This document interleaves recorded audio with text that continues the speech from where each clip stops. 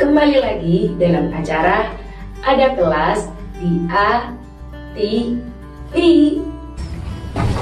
Pencernaan di usus 12 jari dibantu oleh getah pankreas. Getah pankreas merupakan suatu cairan yang dihasilkan pankreas yang proses sekresinya dipengaruhi oleh hormon sekretin dan kolesistokinin. Getah pankreas mengandung enzim-enzim pencernaan seperti 1. Enzim amilase berfungsi mengubah amilum menjadi maltosa atau monosakarida. 2. Enzim tripsin mengubah pepton menjadi asam amino. Yang ketiga, enzim lipase mengubah lemak menjadi asam lemak. Usus kosong atau jejunum, kadang-kadang juga ditulis yeyenum ya, adalah bagian kedua dari usus halus di antara usus 12 jari duodenum dan usus penyerapan atau ileum. Pada manusia dewasa, panjang seluruh usus halus antara 2-8 meter. 1-2 meter adalah bagian usus kosong. Usus kosong dan usus penyerapan digantungkan dalam tubuh dengan mesenterium.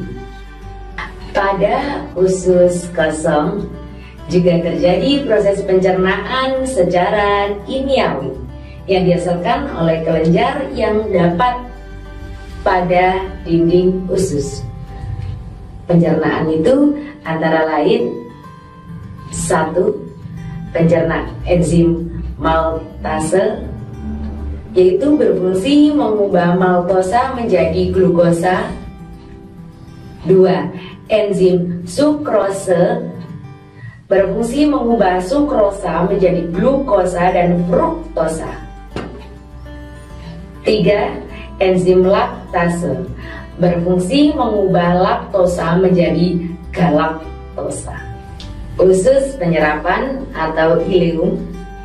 Usus penyerapan adalah tempat penyerapan sari-sari makanan di mana zat-zat gizi pada makanan seperti karbohidrat, protein, lemak, vitamin diserap di usus penyerapan pada bagian villi.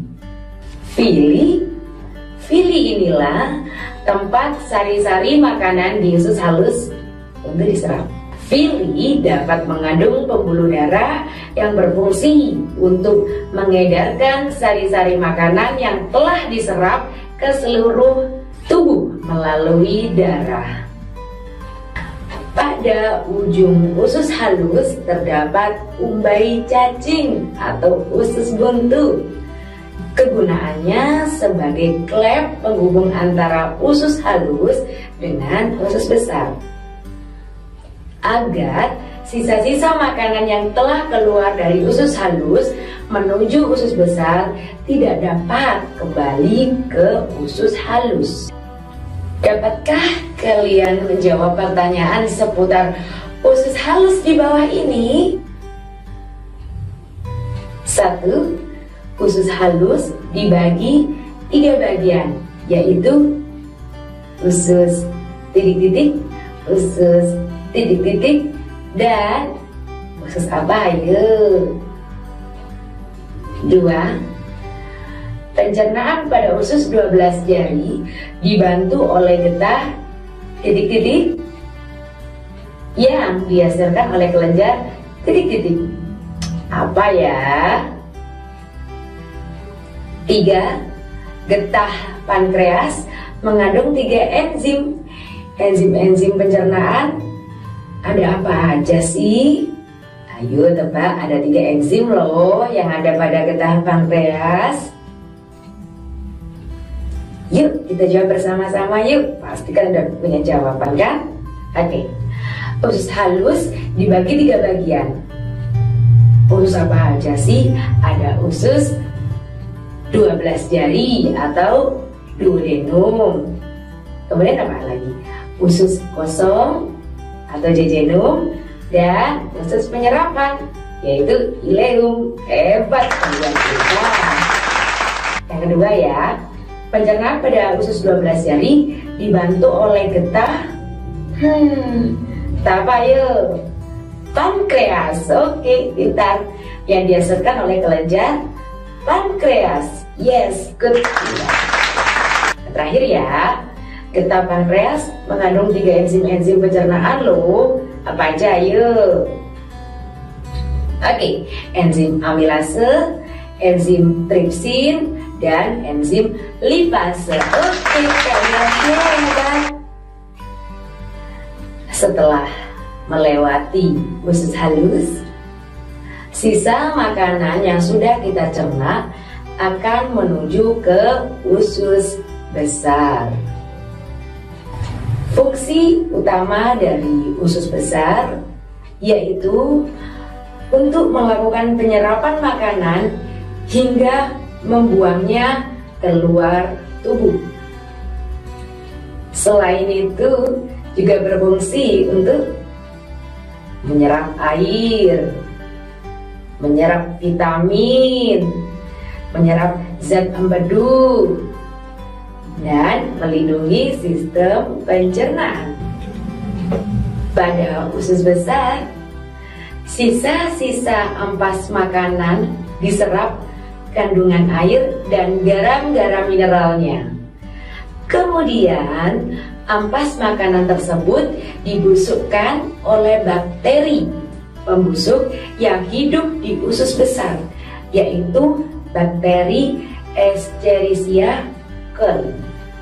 Bakteri Escherichia coli adalah salah satu bakteri yang menguntungkan bagi manusia dan bisa menyebabkan gangguan pencernaan pada manusia, atau bisa disebut juga dengan diare. Selebihnya, bakteri ini hidup di dalam usus besar manusia dan berfungsi sebagai pengurai sisa-sisa makanan yang tidak terserap dalam sistem pencernaan manusia. Adalah bagian dari sistem pencernaan manusia dengan panjang 10-15 cm. Letaknya berada di bagian akhir usus besar yang paling dekat dengan anus. Rektum memiliki otot polos yang apabila rektum terisi ampas makanan dan otot berkontraksi, maka akan menimbulkan rasa ingin buang air besar. Anus adalah bagian terakhir dari saluran pencernaan. Panjang anus adalah sekitar 4-5 cm. Anus memainkan peranan penting untuk defekasi. Sekiranya terjadi kelainan, defekasi tidak dapat berlangsung normal. Terdapat beberapa otot yang membantu anus agar defekasi lancar, seperti buborektal, merupakan bagian dari otot levator, ani filter, ani externus atau otot lurik, dan sphincter ani internus atau otot polus. Untuk kesimpulan materi kali ini yaitu makanan masuk melalui rongga mulut, melewati kerongkongan, menuju ke lambung. Setelah itu makanan diserap oleh usus halus dan sisa makanan diuraikan di usus besar, dan yang terakhir sisa makanan keluar melalui anus. Gimana setelah mendengar penjelasan dari Bu Rina tadi?